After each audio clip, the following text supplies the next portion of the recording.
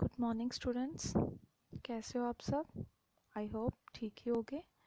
तो मैं आज आप लोगों को पढ़ाने वाली हूँ कॉन्स्टिट्यूशन के बारे में। ठीक है, कॉन्स्टिट्यूशन कैसे फ्रेम किया गया। ठीक है, तो सबसे पहले आप लोगों को पूरी मैं तो डिस्क्रिप्शन नहीं दे सकती हूँ क्योंकि ये बहुत लेंथीस्ट प्रोसेस थी। एक इन शॉर्ट में आप लोगों को बताने की कोशिश करूँगी ये कब फ्रेम हुआ। ठीक है, तो सबसे पहले अगर हम लोग बात करें तो ये जो आप लोगों का मेकिंग ऑफ द कॉन्स्टिट्यूशन है, ठीक है, तो इसमें आप लोगों को पता करना है कि ये कब स्टार्ट हुआ। ठीक है, तो ये जो आप लोगों का मेकिंग ऑफ द कॉन्स्टिट्यूशन है, असेंबली की मेकिंग कब स्टार्ट हुई वो यहाँ पर बताया गया है कि इंडियन नेशनल कांग्रेस जो थी उन्होंने एक रेजोल्यूशन पास किया। क्या पास किया? एक रेजोल्यूशन पास किया जिसका नाम था द स्वराज। ठीक है, और उसमें बताया गया, ये कब पास किया गया? 1905 में पास किया गया, जिसमें उन्होंने कहा था कि हम लोगों को सेल्फ रूल के लिए कुछ रूल्स एंड रेगुलेशन बनाने हैं, कुछ अपना एक कॉन्स्टिट्यूशन बनाना है। ठीक है, देन उसके बाद यहाँ पे बताया गया ब्रिटिश जो रूलर्स थे, जो ब्रिटिश गवर्नमेंट थी, उन्होंने ये जो इंडियन नेशनल कांग्रेस का ये जो रेजोल्यूशन था उसको एक्सेप्ट नहीं किया। उन्होंने कब तक इस डिमांड को फुलफिल नहीं किया? अगस्त 1917 तक। और अगर आप लोगों को याद हो तो 10th स्टैंडर्ड में आप लोगों ने पढ़ा था 1917 में क्या हुआ था। खेड़ा डिस्ट्रिक्ट ऑफ गुजरात में महात्मा गांधी ने उस टाइम सत्याग्रह की जो एक क्या बोलते हैं उसको, मूवमेंट जो थी वो स्टार्ट करी हुई थी। तो उसी टाइम पर ये भी मतलब कॉन्स्टिट्यूशन मेकिंग की बात चल रही थी। ठीक है, फिर उसके बाद यहाँ पे मोंटागे डिक्लेरेशन हुआ अगस्त में 1917 में।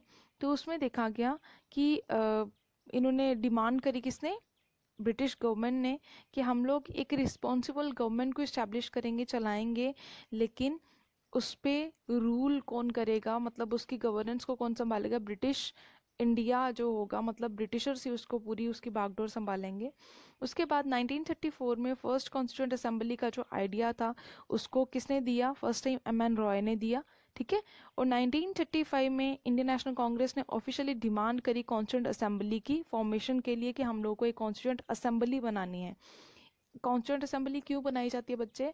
एक कॉन्स्टिट्यूशन के फ्रेमवर्क के लिए कुछ मेंबर्स की ज़रूरत होती है, कुछ बहुत ही एफिशिएंट पर्सनालिटीज़ की ज़रूरत होती है जिनको हर एक चीज़ के बारे में नॉलेज हो या प्रॉपरली वो स्टडी कर सके, कौन से कॉन्स्टिट्यूशन से कौन से फीचर्स लेने, ये सब। ठीक है, तो 1935 में इंडियन नेशनल कांग्रेस ने ऑफिशियली डिमांड करी कॉन्स्टिट्यूंट असेंबली की, और फर्स्ट टाइम उसको कॉन्स्टिट्यूशन फ्रेम करने की बात करी गई। ठीक है, और सबसे पहले 1938 में बताया गया कि पंडित जवाहरलाल नेहरू जो थे उन्होंने इंडियन नेशनल कॉन्फ्रेंस की जो डिक्लेरेशन हुई थी उसमें एक बात कही थी, एक स्लोगन बताई थी, एक हम लोग बोल सकते हैं एक प्रॉपर वर्डिंग है उन्हीं की, पंडित जवाहरलाल नेहरू की। तो उन्होंने बताया था कि कॉन्स्टिट्यूशन जो है वो फ्री इंडिया का बनाना है हम लोग को, ताकि सबसे पहले हम लोग को इंडिपेंडेंस गेन करें और आफ्टर दैट हम लोग अपना कॉन्स्टिट्यूशन जो है वो फ्रेम करेंगे, और उसमें किसी भी आउटसाइडर की इंटरफेरेंस नहीं होनी चाहिए।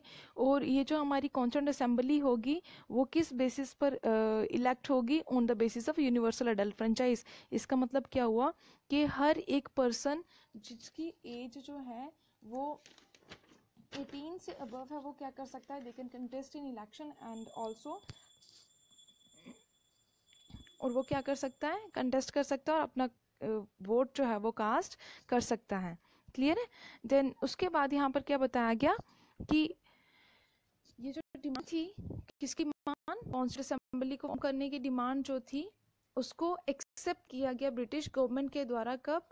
अगस्त 1940s में।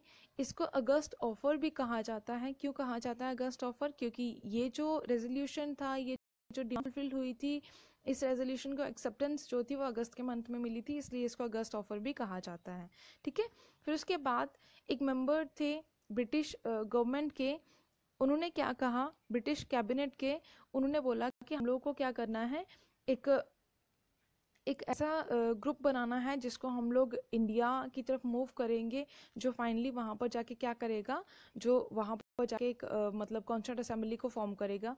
तो उन्होंने क्या बोला? एक ब्रिटिश मेंबर जिसका नाम था British cabinet sir Stafford Cripps जो थे, वो इंडिया में आते 1942 में। उन्होंने ड्राफ्ट फॉर्म किया, मतलब एक ब्रिटिश गवर्नमेंट की फेमिंग, जो इंडिपेंडेंट कॉन्स्टिट्यूशन था जिस पर ब्रिटिश गवर्नमेंट की कोई भी हम लोग ये नहीं बोल सकते कि वहाँ पर कोई भी उनका रोल रहा है। तो उन्होंने एक इंडिपेंडेंट कॉन्स्टिट्यूशन फ्रेम करने की बात करी, जो कि सेकेंड वर्ल्ड वॉर के बाद फर्स्ट टाइम हुआ था। क्रिप्स ने एक ऐसा प्रपोजल दिया जिसको रिजेक्ट कर दिया गया मुस्लिम लीग के द्वारा। उन्होंने कहा कि हम लोगों को ऐसा कोई भी प्रपोजल नहीं चाहिए कि जिसमें हम लोग क्या करेंगे, मतलब ब्रिटिशर्स को डोमिनियन दें, ब्रिटिशर्स हमारे ऊपर रूल करेंगे, उन्हीं के रूल्स एंड रेगुलेशन को हम अप्लाई करेंगे। उन्होंने कहा कि हम लोग को 2 इंडिपेंडेंट स्टेट्स चाहिए हमें। इंडिया को 2 पार्ट्स में डिवाइड कर दिया गया, one is Pakistan and other one is India, ठीक है। और फाइनली कैबिनेट मिशन प्लान जो था, कैबिनेट मिशन जो था, उसको सेंड किया गया 1946 में। और इसमें कौन कौन से मेंबर्स जो थे वो यहाँ पर इन्वॉल्व थे, उनके बारे में ज़रा थोड़ा आप लोगों को पता होना चाहिए कि कौन कौन से मेंबर्स जो थे वो यहाँ पर इन्वॉल्व थे। ये प्लान कौन सा है, कैबिनेट मिशन प्लान है 1946 का।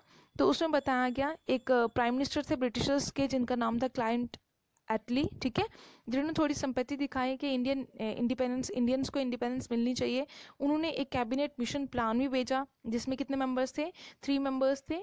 और फर्स्ट कौन सा था, secretary of state for India, जो सेक्रेटरी था सारी स्टेट्स के, जिनका नाम था पैथिक लॉरेंस, ठीक है। और president of the board of trade, ये ट्रेड के प्रेसिडेंट थे, जो ट्रेड जितना भी ट्रेड होता था वो सभी के प्रेसिडेंट इनको माना जाता था, सर स्टेफर्ड क्रिप्स जो थे। और थर्ड कौन थे, लॉर्ड एडमिरल्टी, ठीक है। और नेक्स्ट इनके साथ थे एवी एग्सलेंडर, ठीक है। तो इन्होंने क्या किया, वॉइसराय जो थे उस टाइम पर, वॉइसराय के साथ उन्होंने डिस्कस किया, और इंडियन लीडर्स जो थे उनके प्रिंसिपल्स को भी लिया, और मतलब कॉन्स्टिट्यूशनल एक सेटअप किया जो कि इंडिया के इंडिपेंडेंस के बाद उसको लागू करना था। और इससे इंडिपेंडेंस लेने में या इंडिपेंडेंस के बाद का जो टाइम पीरियड था उसमें बहुत अच्छी उन्होंने एक कॉन्स्टिट्यूट असेंबली फॉर्म करी on the basis of universal delve franchise. Hope आप लोग को समझ में आया होगा। नेक्स्ट मैं इसी को कंटिन्यू करूंगी। God bless you all.